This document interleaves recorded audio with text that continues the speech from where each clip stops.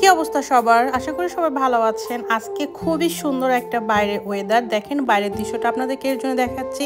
আর বাসায় আসলে সবাই অসুস্থ, তো কি আর করা। তো চলেন আজকে একটা খুব সুন্দর একটা ভর্তা করব, সেটা হচ্ছে কালো জিরা দিয়ে একটা মাছের রেসিপি করব, তাই ভাবলাম আপনাদের সাথেও শেয়ার করি। তো চলে আসলাম রান্নাঘরে, ফ্রাই প্যানে দিয়ে দিলাম হচ্ছে পর্যাপ্ত পরিমাণে কালো জিরে। যেহেতু কালো জিরে দিয়ে ভর্তা করব তাই একটু কালো জিরের পরিমাণটা একটু বেশি দিতে হবে।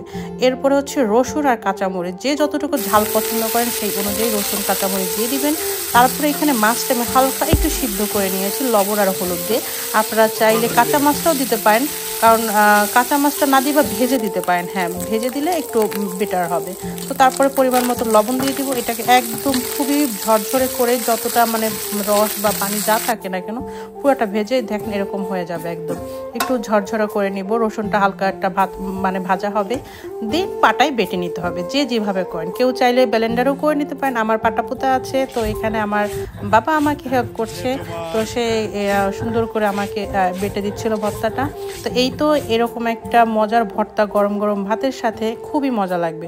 তো এরকম আমাদের এখানে আসলে সবারই প্রায় ভাইরাস জ্বর ঠান্ডা লেগেই আছে, তো এইভাবে কিন্তু ভর্তা করে খেতে পারেন, তো সবার আসলে ভালো লাগবে আশা করি। তো আজকে এইখানেই শেষ করছি। এই তো আমার রেসিপি। তো চলেন খাওয়া যাক। বাই বাই, সবাই ভালো থাকেন।